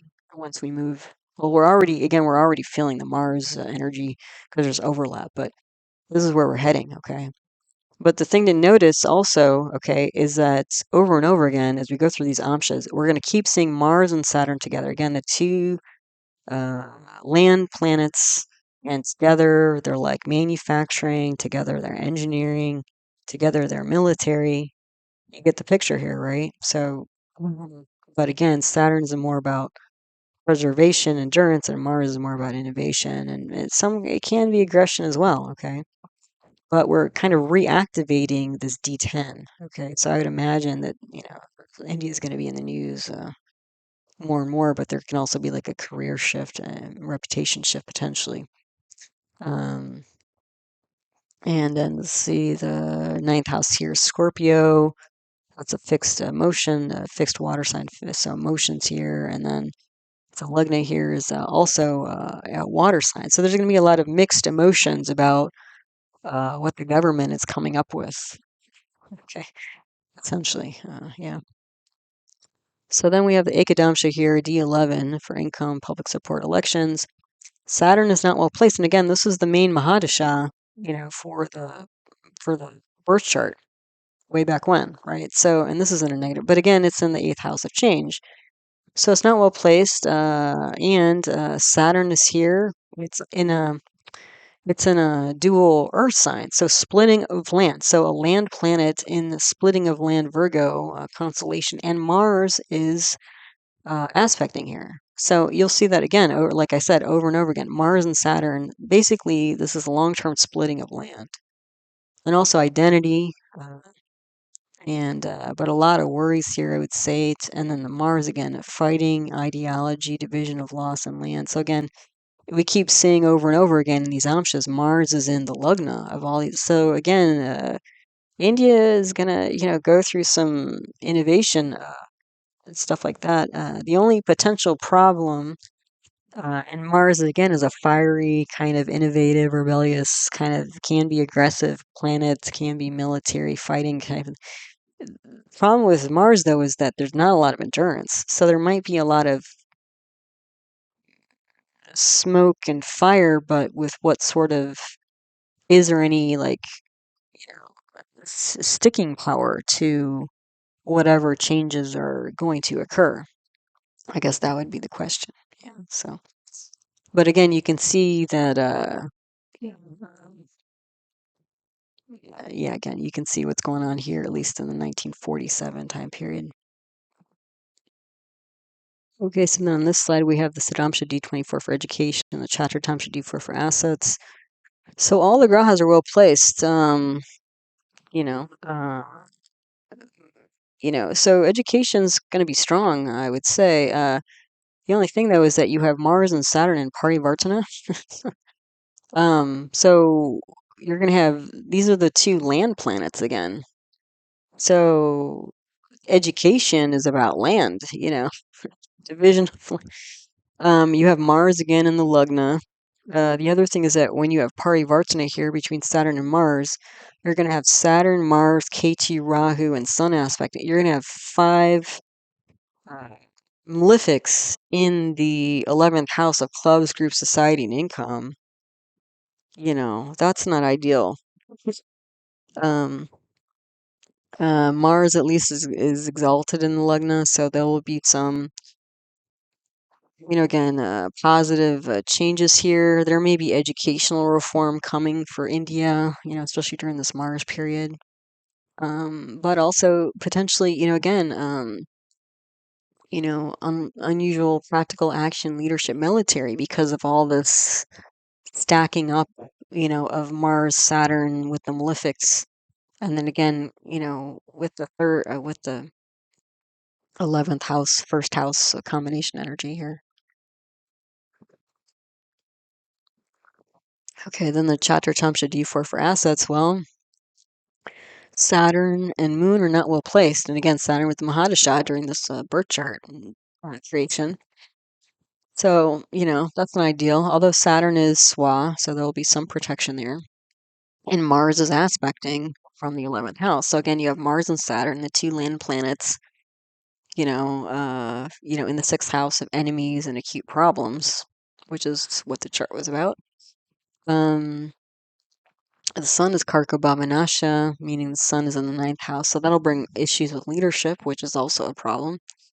And the 6th house is happening in Capricorn, which is a earth sign. So movable earth.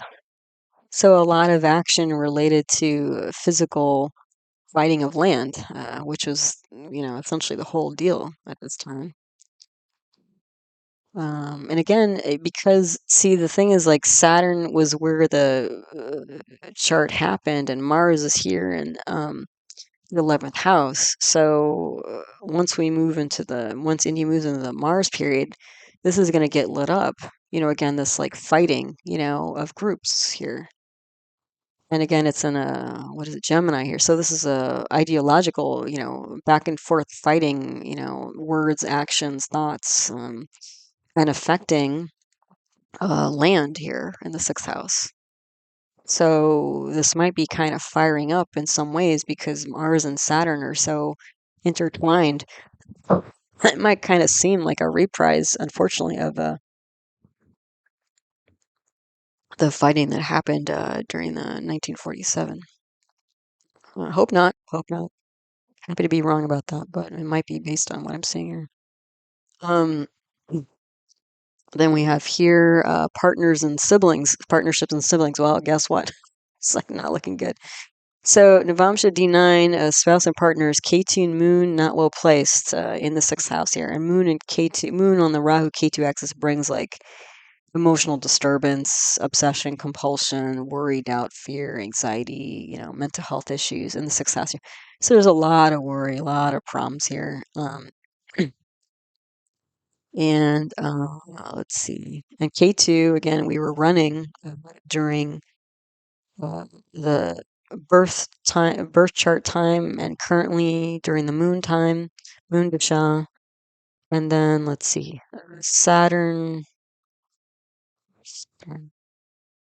Okay, so look at this. So we got Mars is aspecting the lugna again. So there's going to be some changes going on here. So you're going to see like this is uh India's going to go through a very transformative time, but it might be a bit more of an aggressive version of the India that we might be accustomed to. Um, but you can see Saturn is aspecting the 5th house of advice, and Mars is too. But Mars is debilitated here. So again, advice about erratic fighting of land, erratic actions related to land. And again, Mars in the Lugna and new directions and initiative. So also we saw this in the D11, the D24, and we're going to see in the D3, which we're looking at next. So what do we have here?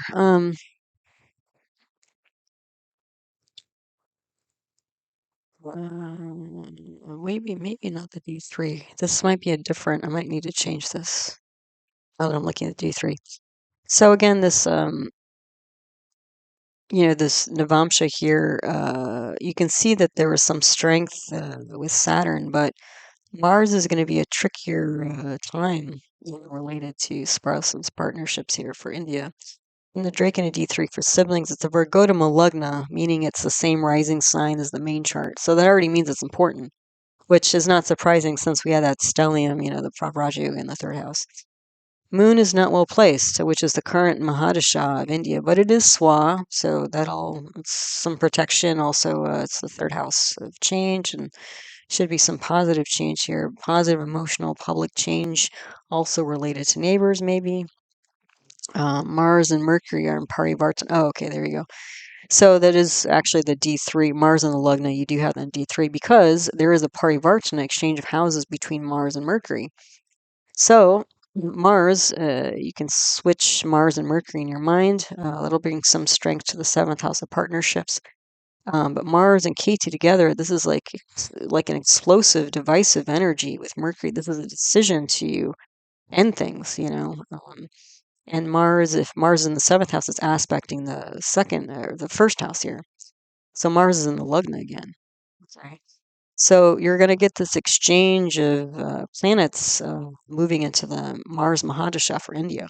So again, this can be ending of partnerships. This can be, pretty aggressive because Mars is in the 2nd house of oral communication with Jupiter. So again, this could be related to laws here.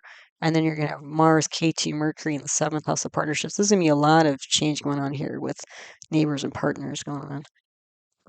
Aggressive thoughts and actions, speech. When you have Mars, K2, Mercury together, that can be pretty aggressive that way. In the 8th house, we get Mars and Saturn again. So the two land planets, Jupiter as well. So, and it's in a dual fire sign of Sagittarius. So again, fair legal division of land. So again, it seems like the amshas are lining up with the origination of the 1947 chart, but you can see where these are problems. I mean, clearly they're not strong. So far I haven't seen a really great strong, like, wow, this is going to be bring really great things to India. So again, I don't think they were doing the amsha analysis. But hey, maybe again, given the challenges, I think they probably did the best they could. So what else? Swan moon exalt. Oh, that's the other thing. Swan moon exalted Venus. So these are the two emotional planets. There's a lot of strong positive emotions here. And moon is in Swa in the 3rd house of siblings, and Venus is Swa, or it's not Swa, exalted in the 11th house of clubs, group, society. So I think people were happy about this. Again, kind of like that K2 and Anurata, which is a weird energy in the 7th house. It's like happiness or agreement through separation. So I think overall, it seems like people were happy. um, the public was happy about it, to get some stability, after all the fighting and destruction. And then 11th house, so we get the sun there with exalted Venus, Saturn. This is like management, physical division of land and property. Because again, we're in a dual sign again. So dividing things up. Let's see, this slide is D7, Saptamsha for children, Dwadashamsha D12 for parents, grandparents. This can be literally children, parents, grandparents, parents, or whatever, but you can also see this as generations. Like, how is this chart going to affect generations? Well, in the children chart, D7, Saturn, Sun, Mars, not well placed. Saturn, again, was the Mahadasha of the birth chart. Mars is the Mahadasha India's moving into. Sun and Mars, leadership. Saturn and Mars, land. So you get the point, right? Long-term change, government, land, fighting. So yeah, it looks like that was exactly what happened. At least during the moon period, which India's in now, there's some protection of all this 8th house long-term issue because it's aspecting its own sign. But again, we're moving on to that. So Mars is in its debilitation sign with Sun.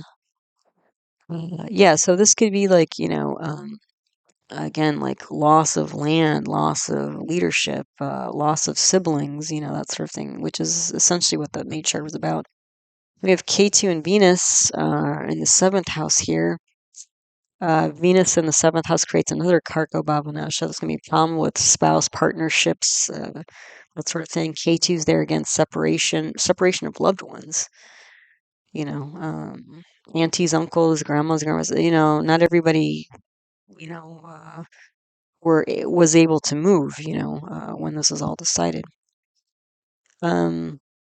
So there are definitely problems here. Then the Dwadashamsha D12 for parents, grandparents, Saturn, K2 not well placed. So again, this original birth chart time, not great for generations,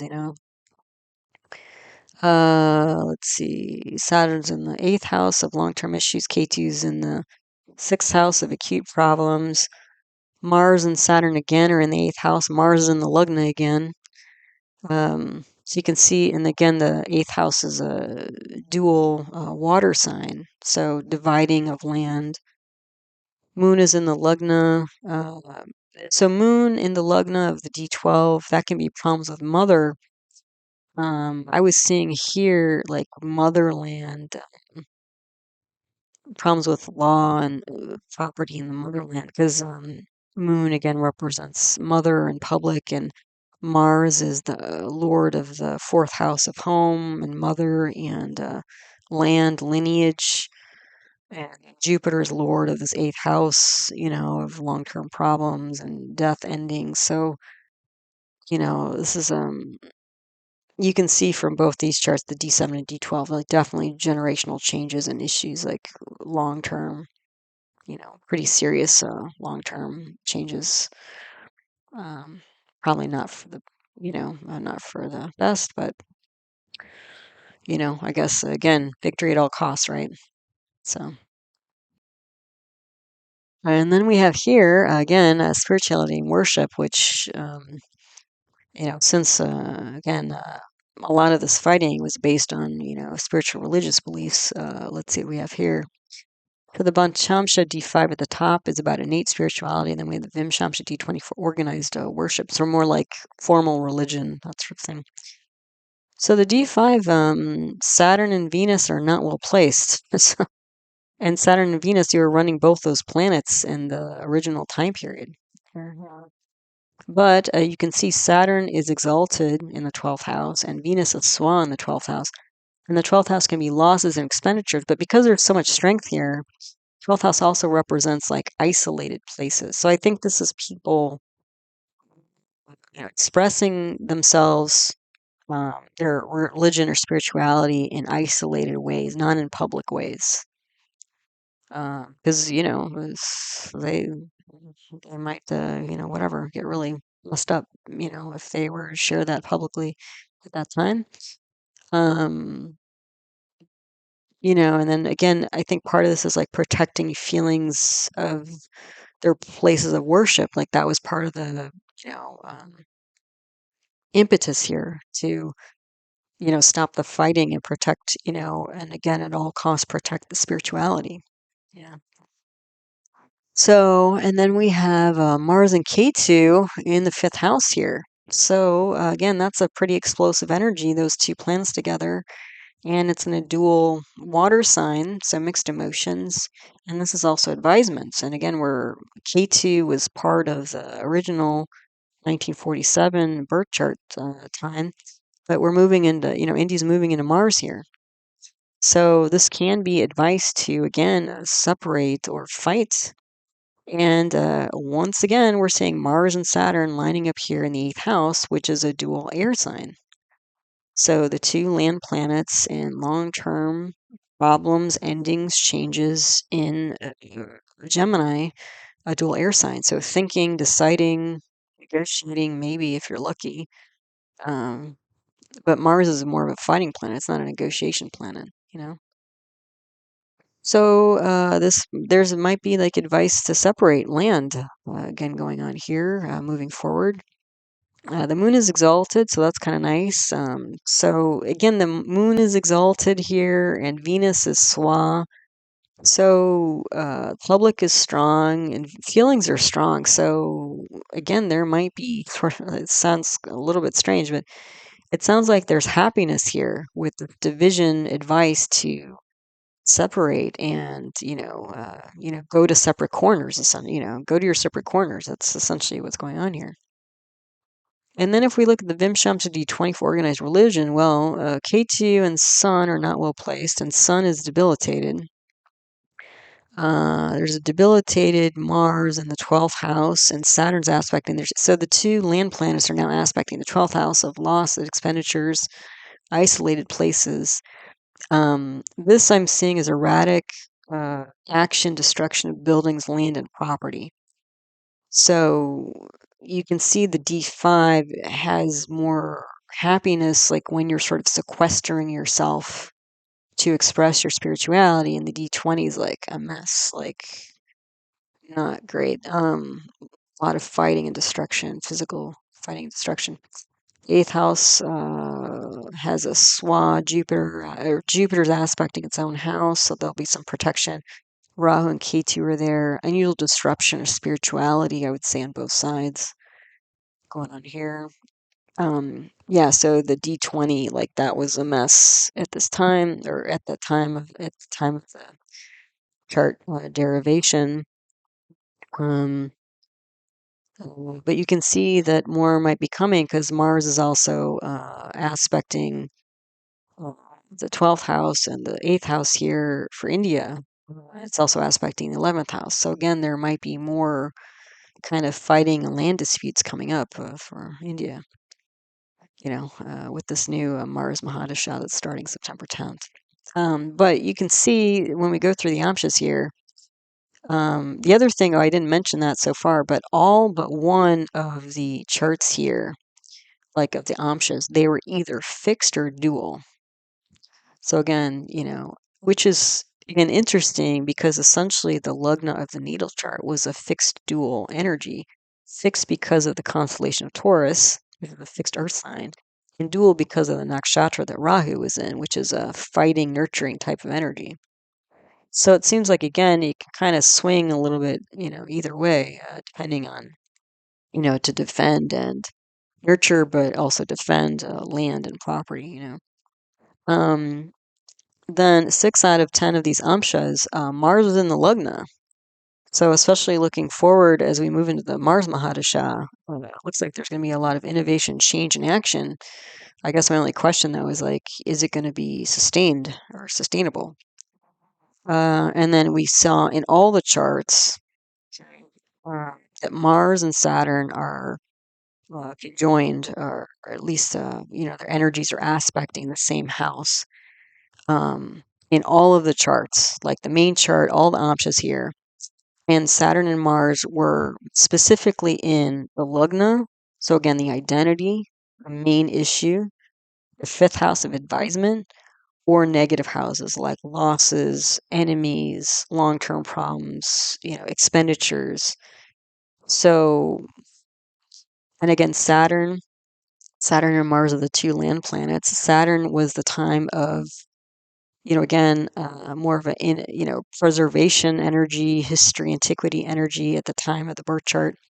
And then Mars is innovation moving forward. So more of a fighting again, kind of a rebellious type of energy. So we started off with that in 1947, and now we're going to get kind of a different flavor or expression of that moving forward as we go into Mars here. Again, identity, advisement, and issues going on, unfortunately, related to land, it looks like.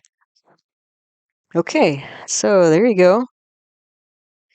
So, as always, thanks so much for hanging out with me and listening to one of my talks. Again, all of your support for my work and the channel is appreciated in all the ways that you guys do that, liking, subscribing, commenting, sending in donations, all that, sharing videos. It's all great. That's fantastic. So thanks for that. Again, all of my teaching videos on the subject of Vedic astrology, my conference playlist, they can be found there. For more famous charts, you can check out my birth charts archive list 2025 video, where I list all the famous charts I've analyzed on the channel of people, famous people, places, and moments in time, and the videos you can find them in. I do offer individual birth chart readings. If that's interesting to you, you can email heartlightastrology.com for more info on that. And I do have another YouTube channel on natural medicine where I talk about Ayurveda, which are traditional Indian medicine, as well as yoga, so other Vedic arts, and then other paradigms of natural medicine like homeopathy, naturopathic medicine. And the name of that channel is Nature Source Care, so that's out there too for you. All right, so as always, I hope you found this talk helpful, useful, and interesting to you as you learn to navigate the energy cycle of your own life. All right, so until the next one, take good care. Namaste.